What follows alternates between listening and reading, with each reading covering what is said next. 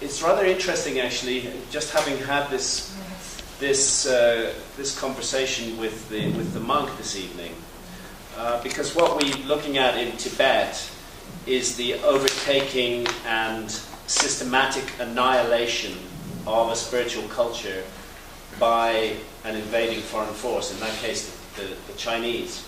And that idea that one can take over a whole land and culture and spiritually erase it was in fact the central idea of the Spanish conquest of Mexico.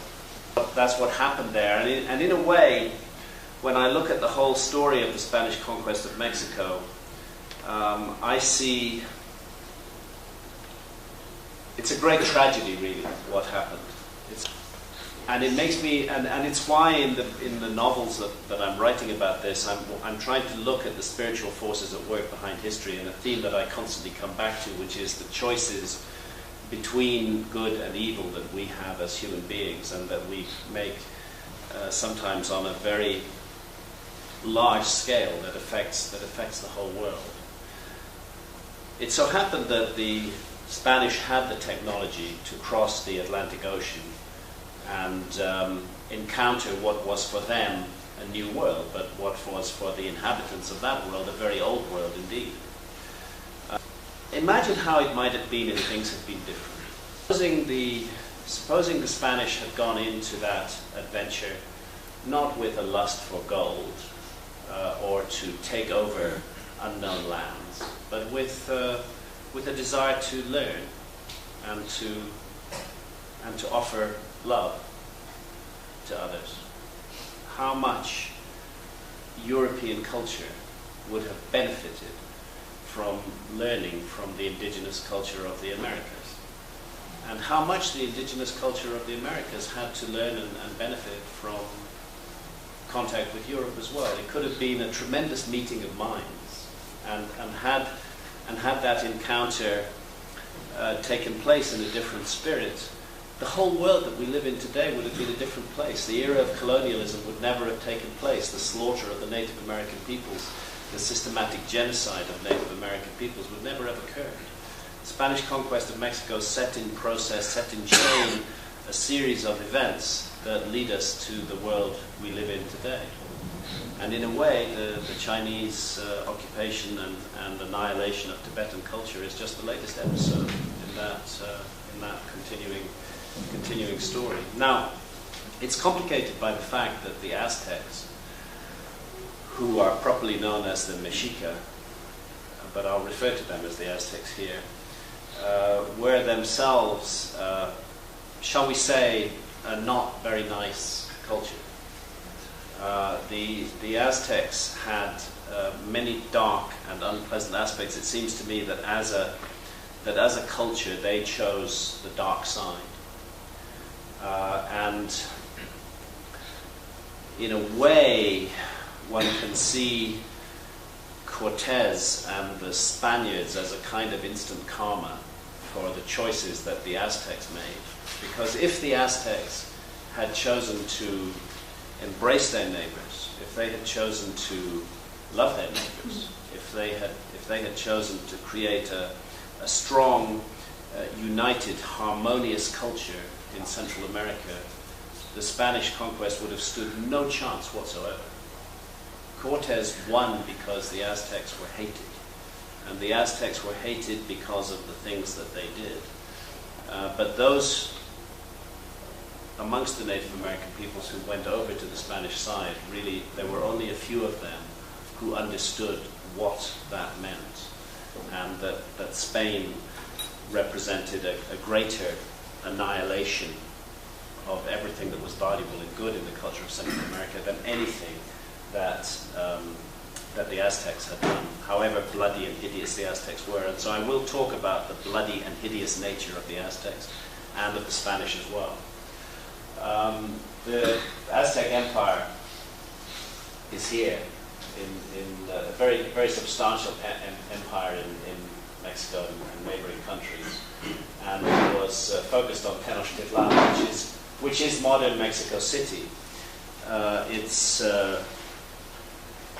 It's hard to believe it, but Mexico City was the place that is now Mexico City was once a gigantic system of lakes, and Tenochtitlan, which forms the heart of modern Mexico City today, was an island in those lakes, approached by causeways, magnificent constructions, really amazing pieces of engineering, which kept the salt and the sweet part of the lake separate from one another. It was really extraordinary engineering and architectural work, and it caused the Spanish conquistadors some apprehension when they saw the scale of the architecture in Tenochtitlan. And the Aztecs were a military culture. Estimates vary. One cannot absolutely rely upon the figures given by the conquistadors themselves, but they speak of the Aztecs being able to put an army of 200,000 men in the field. And they trained and focused their lives upon war, and they made war upon neighboring peoples. And they had knights, they had eagle knights and jaguar knights and all the insignia of their animal. And they had a certain code of honor. In Aztec warfare, the objective was not to kill the enemy in the battle. The objective was to capture the enemy alive, to maim or damage the enemy, but not too badly, take them alive, and then kill them later. And this was the man who sat at the head of the edifice of fear that was Aztec society, and his name was Moctezuma, at the time of the Spanish conquest. The Aztecs were newcomers. They had been in the Valley of Mexico only for a little over 200 years. They had come in as impoverished nomads, but with a tremendously powerful warlike ethic. And they believed themselves to have been led by Huitzilopochtli, which means hummingbird at the left hand of the sun, their war god. And one by one they took over and destroyed the people who they found inhabiting that area and made them their vassals. They had a feudal system, and at the head of it all, the head of a huge secret police force, informers who reported on the activities of everybody. I mean, really, the Aztec state was a terrifying thing in many, many ways. There sat Moctezuma. And he himself would preside over the rituals of sacrifice, because human sacrifice was a key element of Aztec society. And it's said that when the Great Pyramid of Tenochtitlan was inaugurated, around about the year 1480, again, one must allow for exaggeration in the accounts, that 80,000 people were sacrificed, and that the queues of victims stretched back as much as a mile in 4 directions, as they were led in for sacrifice and ritual murder at the hands of the Aztecs. There's been quite a lot of attempts to whitewash Aztec behavior, to exonerate it, to say that it wasn't really that bad. But when you look at the indigenous art and the objects that the Aztecs left us, it's hard to avoid the feeling that there were those amongst the Aztecs who really took pleasure in this ritualized murder, this cutting out of the heart, and offering of the heart to Huitzilopochtli. When the victim was killed, he or she would be, the heart was removed, the body was then dismembered, the torso was taken away and fed to the animals in Moctezuma's zoo. The heads were spiked on skull racks in the Temple of Hummingbird, Huitzilopochtli, and the thigh meat and arms of the victims were eaten with chilies and beans, because the Aztecs were cannibals. And this is a representation. This is how the war god was seen. This kind of, we would see him as a demon,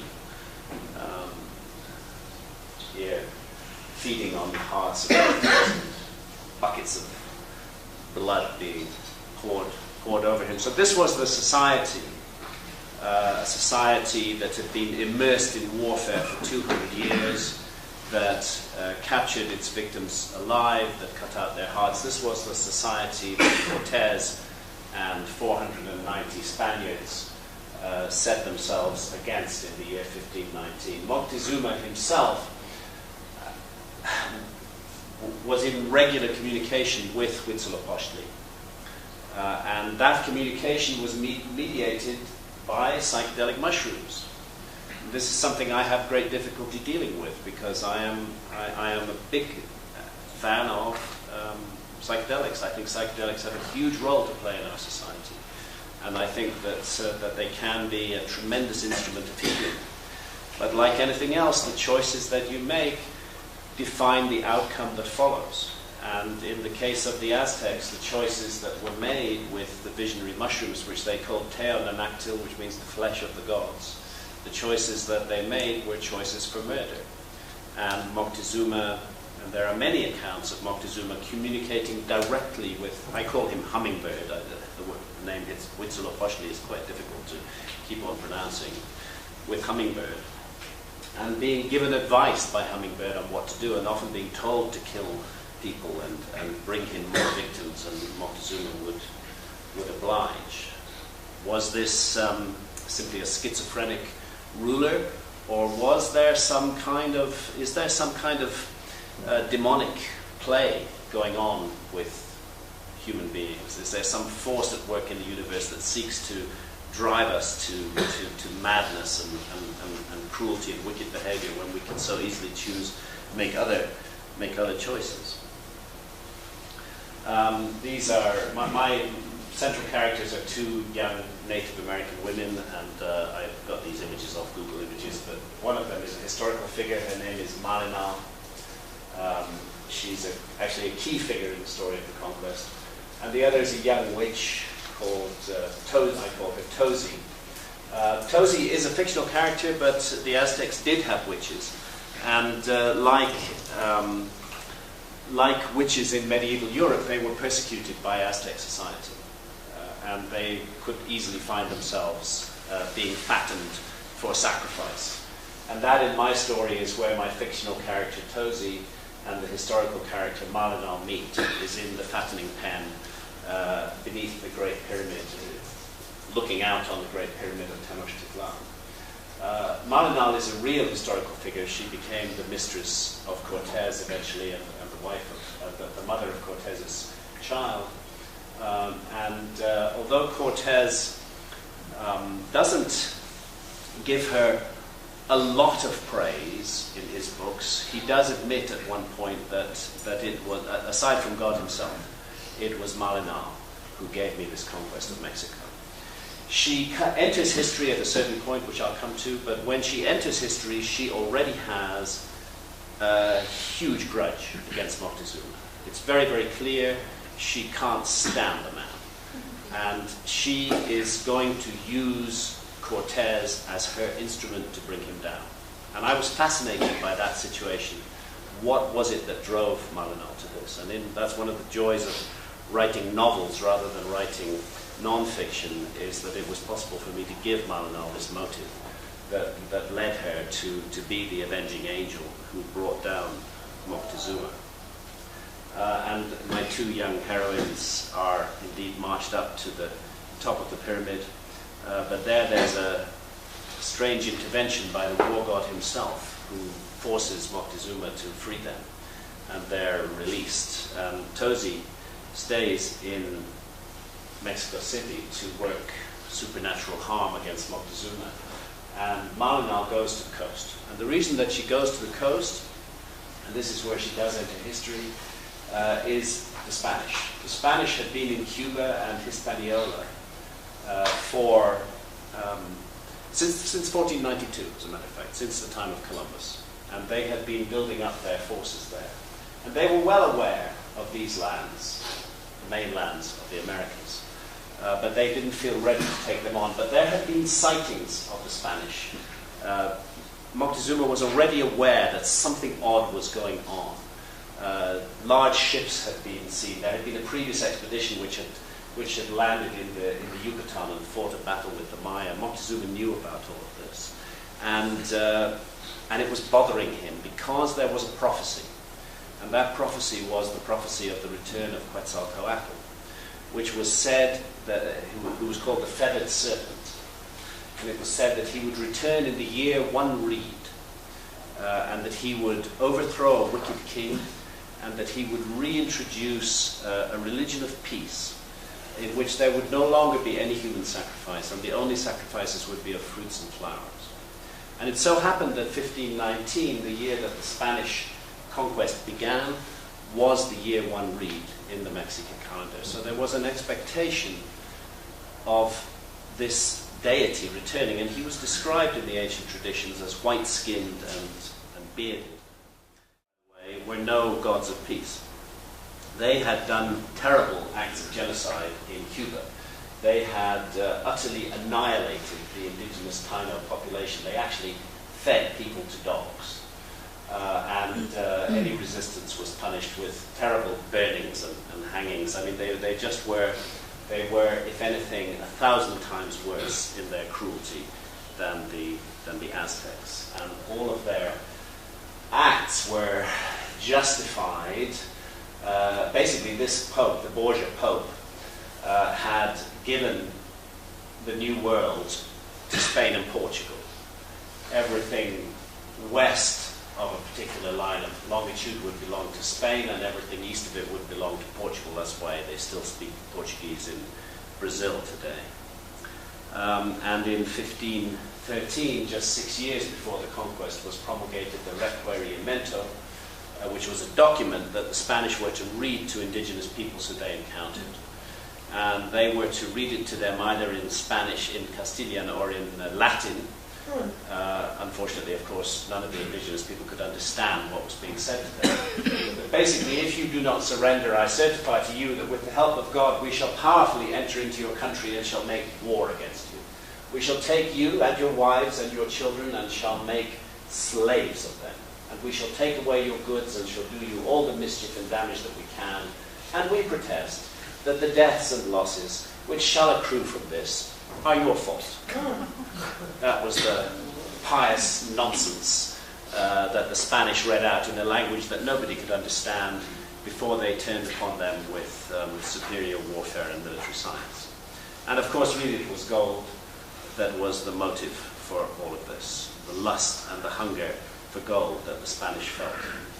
Some of my Spanish characters, Hernan Cortes himself, an intriguing man. It's been fascinating for me as a writer to get inside the head of Hernan Cortes, this Machiavellian player. Undoubtedly a man of great courage. One cannot take that away from him. This was a brave man. He put himself continuously in danger. He was savagely injured in several battles, came within inches of losing his life. You can't fault him on that. Pedro de Alvarado, his second in command, a handsome, beautiful psychopath, a ruthless killer, brilliant swordsman, unbelievably cruel, and deadly, deadly man. Diego de Velázquez, the governor of Cuba, there's an issue between him and Cortés. At a certain point, he's jailed Cortés because over an affair that Cortés had with a woman supposedly related to Velázquez. Velázquez wanted Cortés to marry her. Cortés disagreed. Velázquez put him in jail. Cortés agreed to marry her. He was released, but Cortés hated Velázquez after that. And he always intended to abscond with the expedition. Cut a long story short, Cortés did abscond with the expedition just before Velázquez relieved him of command. The expedition sailed.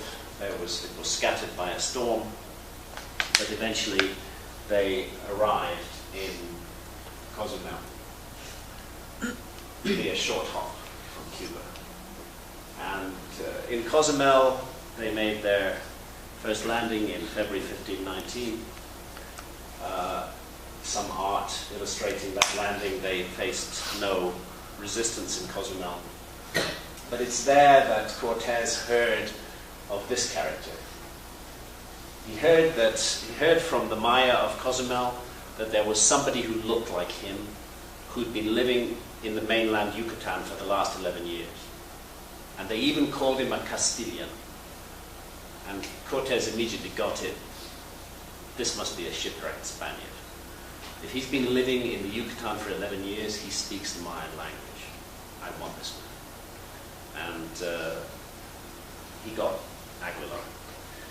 He became Cortés's first interpreter, because the first contacts were entirely with the Maya. And indeed, Geronimo de Aguilar was fluent in the Mayan language. And he sailed on with the Spanish fleet down to the Tabasco River, where Cortés had some business to conclude with the Maya, with the Chontal Maya. Now, one of the intriguing things to me, just as Moctezuma had a spiritual advisor in the form of Huitzilopochtli, Hummingbird, who he communicated with in visionary trances, so Cortés had a spiritual advisor who he construed to be St. Peter, his patron saint since his childhood, as a matter of fact. He felt that St. Peter had intervened to save him from a childhood illness. Cortés communicates with St. Peter in dreams. And basically the fictional conceit that I'm playing with is that the same demon who appears to Moctezuma as Hummingbird takes another disguise and appears to Cortés as St. Peter. This isn't St. Peter, it's a disguised demon who is leading Cortés astray. And in a way, the same demon is playing both Moctezuma and Cortés like puppets to multiply and maximize human misery in the Americas. And this begins at the town of Potonchan, where a previous Spanish expedition has been badly bruised by the Maya. And Cortés wants to take revenge for this and is urged on to do so by his spiritual advisor, the visionary St. Peter. And this is where the technology of the Spaniards begins to make itself felt, because they face a vastly superior force at Potonchan of 40,000 Maya warriors against 490 Spaniards who've arrived in 11 ships. The odds seem absolutely insurmountable. But the Spaniards have huge technical advantages. First and foremost, they have horses. They only have 16 heavy horse. But those 16 heavy horse are something that have never been seen before in the Americas. The horse has been extinct for 12,000 years in the Americas. European armies have had thousands of years of experience of dealing with cavalry charges. Maya, Aztecs have no idea what these things are. As a matter of fact, they think that horses and the men mounted upon them are some kind of composite being, something like a centaur, a sort of supernatural creature, which is part deer. They thought they were deer, and part man. And the shock of a cavalry charge against the massed Mayan forces was absolutely devastating. Secondly, the horses and the men are covered in steel armor. Thirdly, the Spanish use dogs as weapons. They have 100 mastiffs, wolfhounds, mastiffs, lurchers. I mean, just huge animals that are trained to relish human flesh, and they are armed. Of course, they had dogs in the Americas. They had chihuahuas, and that's what they had. They had chihuahuas. They didn't even bark, and they were food animals. They were really for food. So they had no idea what these war dogs were. And the effect was that what should have been a total destruction of the Spanish was a complete rout of the Maya. And at the end of that rout, when the Maya surrendered, they gave gifts to Cortés. And amongst those gifts were 20 women, and this is where Malinal enters history. And it's where I bring her to in my story.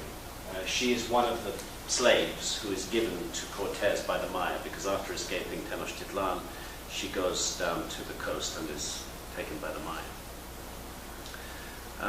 And initially Cortés doesn't realize what a treasure he's been given in the form of Malinal.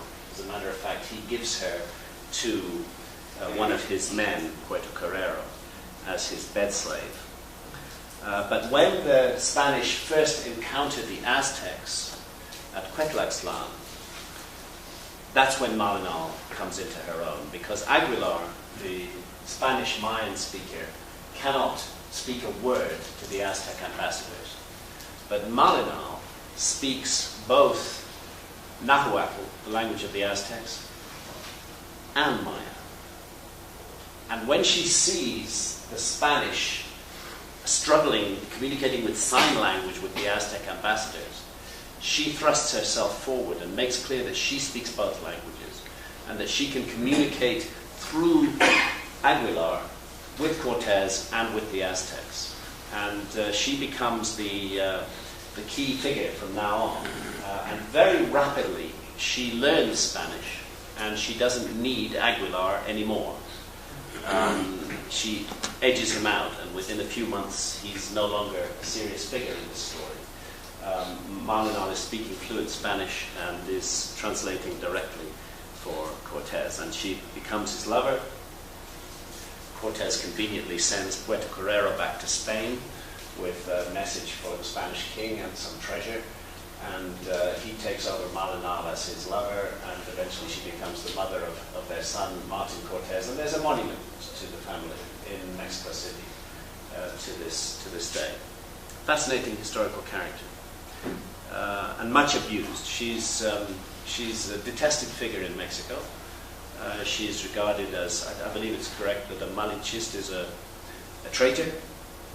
She's regarded as somebody who has betrayed her country, handed it over to another land. And that's the kind of image of Malinal that prevails today. There have been more romantic images in the past, but that's the sort of image of her that prevails today. Again, writing fiction, getting inside the heads of characters, I felt that she's a majestic and amazing woman, an incredible heroine, and I believe she was driven by good motives, by positive motives, to bring down this empire of terror. And I don't think she fully understood at the beginning that she was bringing in an even worse empire of terror in its place.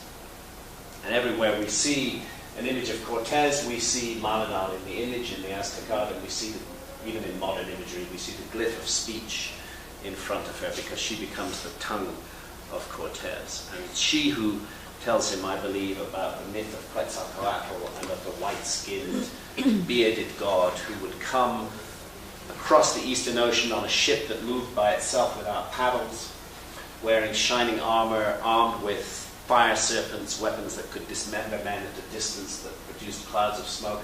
In every way, Cortez fitted the myth of Quetzalcoatl. And in case anybody doubts that there was such a myth, these ancient images of definitely non-Native American peoples in Mexico bear out the fundamental origins of this myth, and it's the myth of the feathered serpent, and we find that imagery as far back as La Venta and the Olmec culture in Mexico.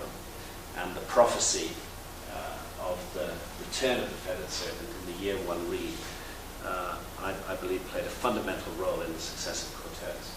Once he understood, Cortez's great fear was that the faction amongst his men would return to Cuba, that his men would be afraid, that many of them, having got some treasure, wanted to give up, abandon the expedition, and go back to Cuba. Cortez solved that problem by destroying his entire fleet.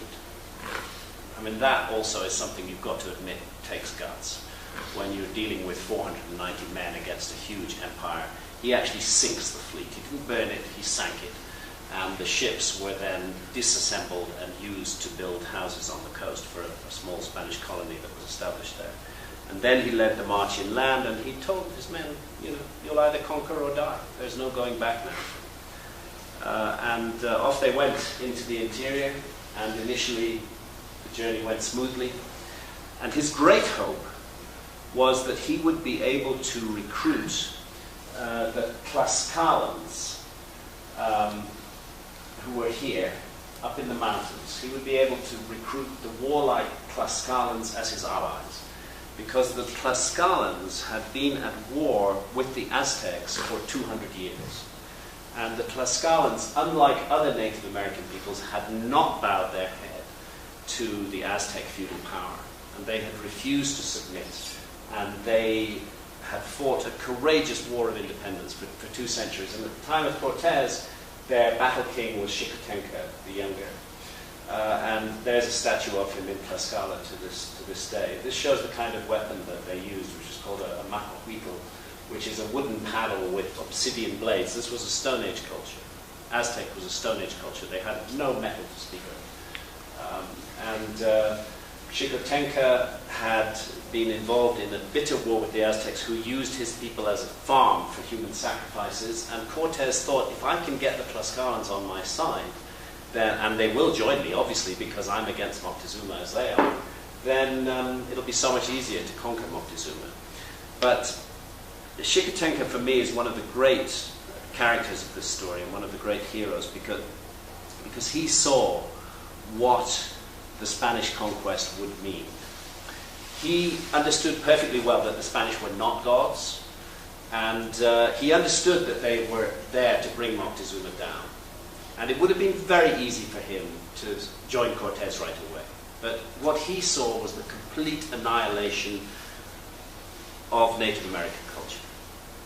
He realized they wouldn't stop with the Aztecs, that everything would be destroyed, that the old world would be gone forever, and that something new and terrible would replace it. And for that reason, this man of principle, against the wishes of the elders of Tlaxcala, decided to fight Cortes.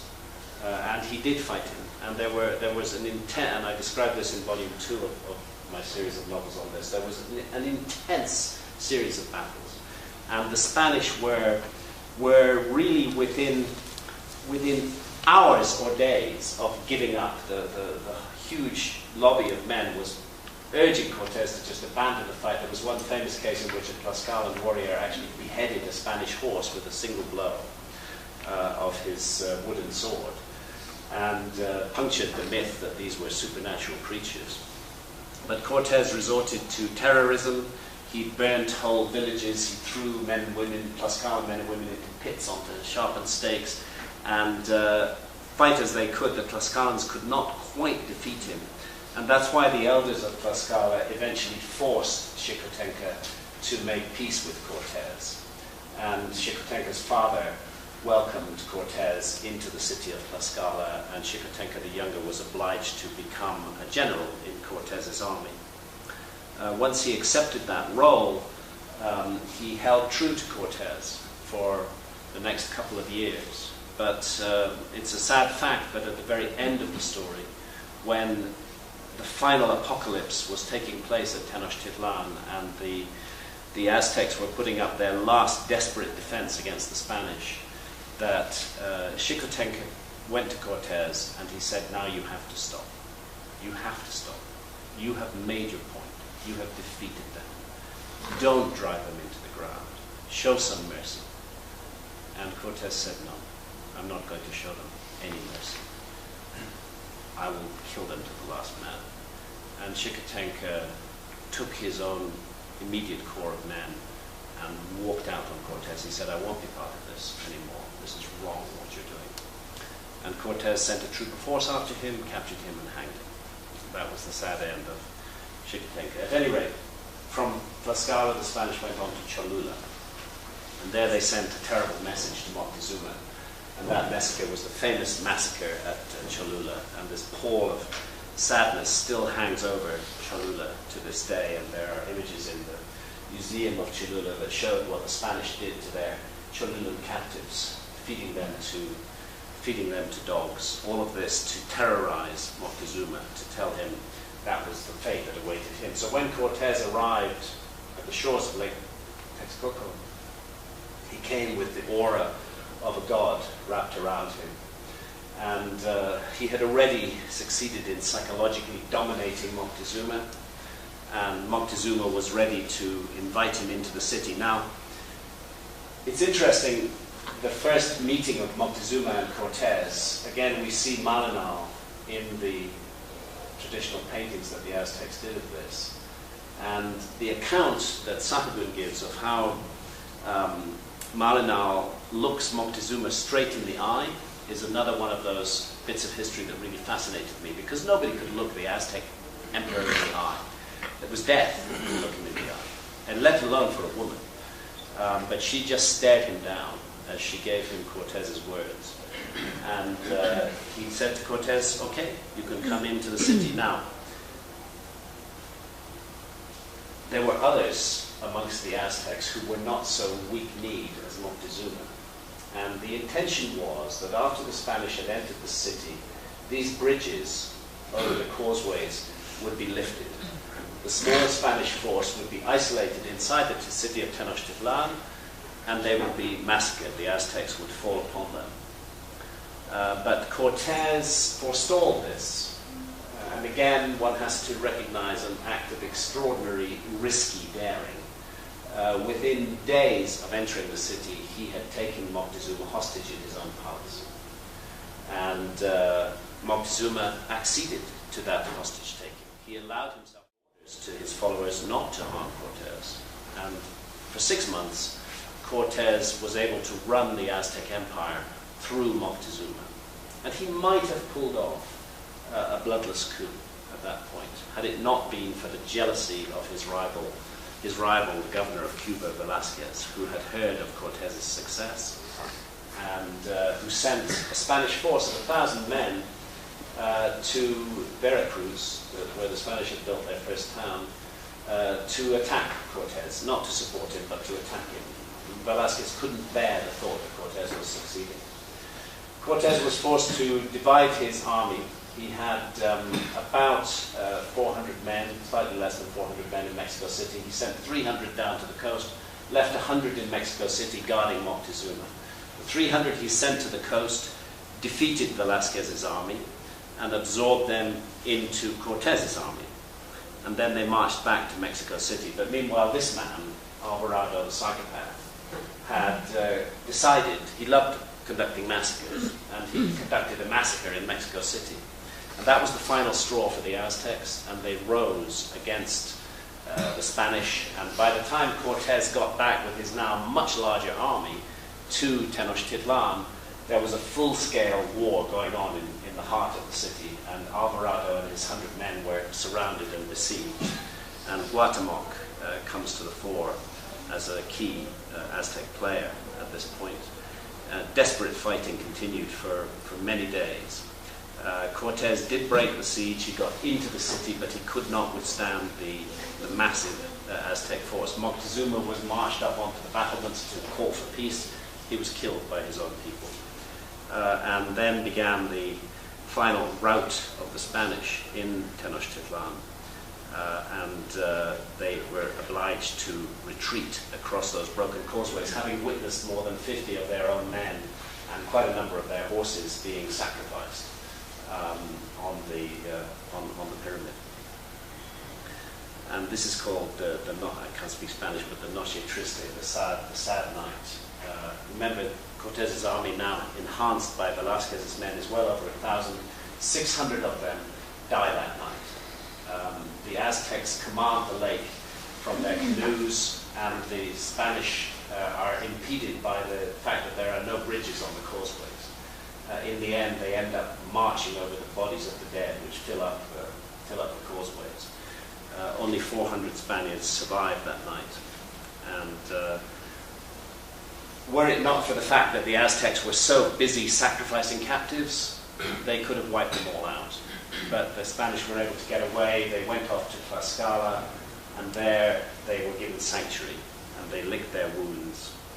And this is when really the iron enters Cortez's soul, and he decides that he is going to destroy the Aztecs by any means. And with Tlaxcalan support, he marches round Lake Texcoco. He wipes out one by one all of the Aztec allies, and he's isolating the Aztecs in their island city, where they believe they're safe. How can he get to them in that city? But he's learned the lesson of the Noche Triste. He's learned that he must control the lake. And in order to control the lake, he needs boats. And so what he does up in the mountains of Tlaxcala is he builds a fleet of 13 brigantines. These are full-size ships that will carry 50 men. He tests them out on a lake in the mountains. They work. Then he dismantles them, and he has them carried by 8,000 bearers 100 miles over the mountains to the shores of Lake Texcoco. And They're reassembled there, and then the siege of Tenochtitlan begins. And they mount cannon on these brigantines, and they're firing cannon into the city. They've completely isolated the city. They've cut off the city's fresh water supplies. The lake is salt. And there's a huge smallpox epidemic. This is the other thing. Whether it was deliberately introduced, I believe it was. It would have happened anyway. There was no resistance to smallpox amongst the Native American population. And a terrible smallpox epidemic is raging in Tenochtitlan. The Aztecs are suffering, starving, dying of thirst, and absolutely riddled with devastating smallpox epidemic. And that's when Cortez breaks into the city again. The final 2 days of fighting are absolutely horrendous. The Aztecs put up a brave but ultimately futile resistance, and in the end, Cortez has the field. There's beautiful Aztec poetry which speaks of this collapse of Aztec culture and of the city of Tenochtitlan, and how the shields of their young men could no longer protect them, and how their spears lie broken in the roads. And it seems to me, in a way, as though the demonic forces that played with these two men, we always have the choice as human beings. We don't have to be demonic, but both of them made the choice for violence and cruelty and mass murder. And that choice led to the terrible, terrible outcome, which is that the population of Mexico is reliably estimated at 30 million people in February 1519, and 50 years later it's 1 million people. 29 million people died as a result of this genocide. Introduced diseases being responsible for a very large part of that number. So it's truly an apocalyptic scenario from which the whole of the rest of the world's history arises. The whole epoch of colonialism, of slavery, as I said earlier, of the genocide of the Native American peoples, all of that followed on from the Spanish conquest of Mexico. It could have been so different. And what for me as a novelist, the challenge for me was to find the light in this darkness. And the light in this darkness, for me, comes from the ordinary, everyday characters whose eyes I tell the story through, who live through this time of darkness, and who represent, who show that there is a light in the human spirit, and that even in the darkest times, love is possible, and acts of graciousness and goodness and true courage can prevail and can redeem us somehow from the terrors and the horrors that we choose to inflict upon ourselves and upon one another. So that's my story of the Spanish conquest of Mexico. Thank you.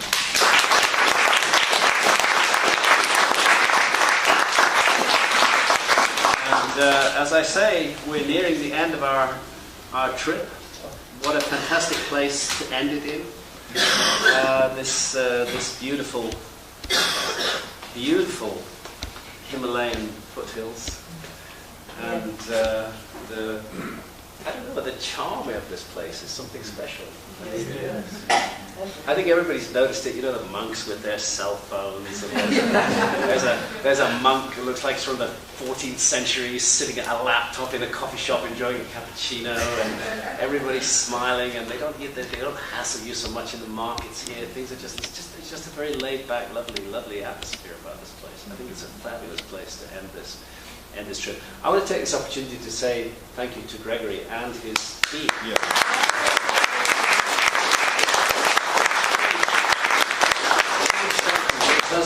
Because it is a formidable organizational feat to get together a large group like this and to steer us, through a series of 5 o'clock wake-up calls and to get us all to meals on times and in and out of hotels and all these incredible sights that we've seen. And no one's got killed. And no one got killed. And no one got killed. That's amazing. Thank you, Graham. That's what we're showing us. My pleasure. My pleasure. Thank you very much. It's been really a delight for me and Santa both to be here and to be part of this. I've seen many places that I haven't seen before, and I just, as I said at the beginning, India is old in culture. That's what's magical about India, that we're touching a culture which is still alive, and its roots go back thousands and thousands of years into the past, and it's just continued, and it's continued to develop and elaborate and change its monuments. Some of the monuments and structures we've seen have been relatively recent, some like Ellora and Ajanta, quite a bit older, but the culture itself just roots back into the deepest prehistory. And that's the privilege of traveling in India, is to contact that ancient culture directly in its modern manifestation. Anyway, it's been tremendous fun. So thank you all very much. I'm happy to take some questions if anybody wants to ask me any questions. Yeah. Well, your graphics were fantastic. Thank you, Google Images. And it would be great if there was some way to have them as addendum in the book. I know. I read the book and I realized in printing that's pretty difficult. Yeah, But and also the book you've read is just space. volume 1 of 3 volumes. The second volume is now finished, and is my editor sent me an email just before I came away on the trip saying he loves it, saying it's awesome, but also saying he has notes for me, which he always does. He's a really hands-on editor.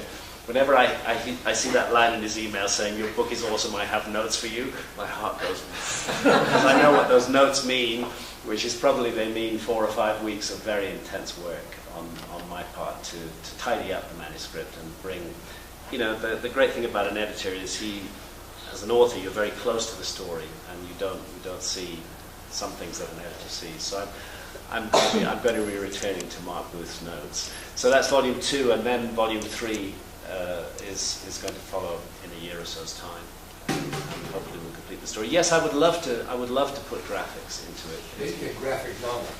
A graphic novel, yeah. That would be great. I had this dream perhaps that somebody might make a film of it, but I don't think that's ever going to happen. Spielberg apparently is making a film about the Conquest, and he has got absolutely the right guy to play Cortez, and that's Javier Bardem. Bardem is a perfect Cortez. He even looks like Cortez. And I know he'll do that Machiavellian character absolutely brilliantly. Apparently Spielberg came across a 50-year-old script that was written in Hollywood 50 years ago and neglected and ignored, and he's looking to develop that into a film about the Conquest. I wish he'd noticed my novel. Incorporated in a bit, but who knows? Yeah, it would be lovely to have a more graphic form. Maps, some of the historical characters, images of them, all of that kind of thing. Maybe I'll find a way to do it if we do a 3-volume set later on, but include some graphics and images. Thanks for the thought, anyway. Yeah. What about a follow-up to Tangled? Okay. The albatross around my neck. So the story of Entangled is quite simply this. I was published by Random House in the UK, and Mark Booth, who's now my present editor, was my editor at Random House. I've mentioned this story to a few people, but I'll just repeat it here. This is one of the things that authors go through. Mark commissioned Entangled, and when we sat down for our editorial meeting to go through Volume 1 of Entangled, he loved it. He had notes, but he loved it. And at the end of the meeting, he coughed nervously, and he said, "I have something to tell you, Graham. I'm sorry about this, but I'm leaving Random House." He'd asked for the meeting to be actually outside Random House at that time. We had it in my son's flat in London. And he said, "I'm leaving Random House," and I said, "Why?" He said, "I can't stand them." He said, "I just can't bear them. They have no sense at all of the value of books as books. They just think of them as commodities. They're totally driven by sales and marketing. They have no interest in editorial whatsoever. And I'm sick of it, so I just can't bear it any longer. So I'm out of here. I'm going to another publisher, which is called Hodder and Stout.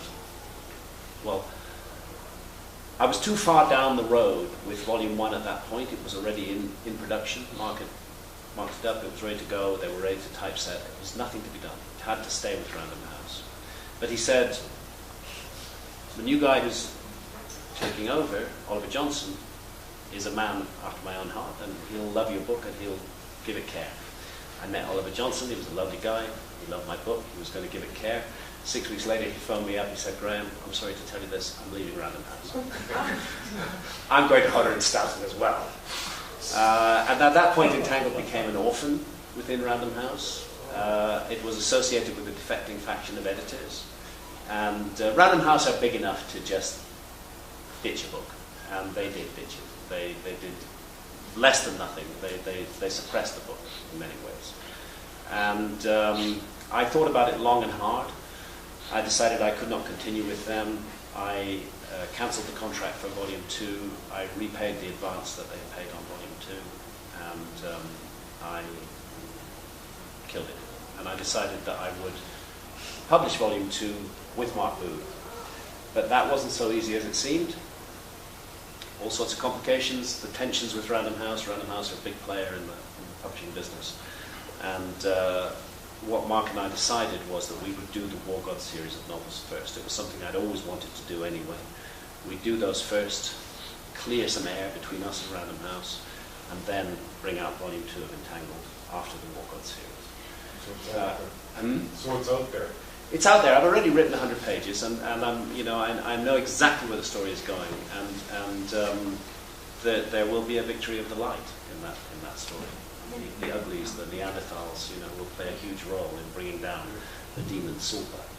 And it's very dear to my heart. I want to get that story written, but I want to give it some air. I want to give it a chance, rather than bring it out with a publisher who just wants to kill it. So that's why I've had to go this long, circuitous route, and I've annoyed many people, but I'll get there. I have patience. Thank you. Thank you. It will happen. And there is some Hollywood interest in that too. Great story. It's being developed probably for a TV series. Whether it will ever actually happen or not, who knows? But hopefully it will. Good night. Good night. Any more questions or thoughts? Going. How's the research going on to follow up to Fingerprints as far as traveling and sights to see and what's in Graham's head?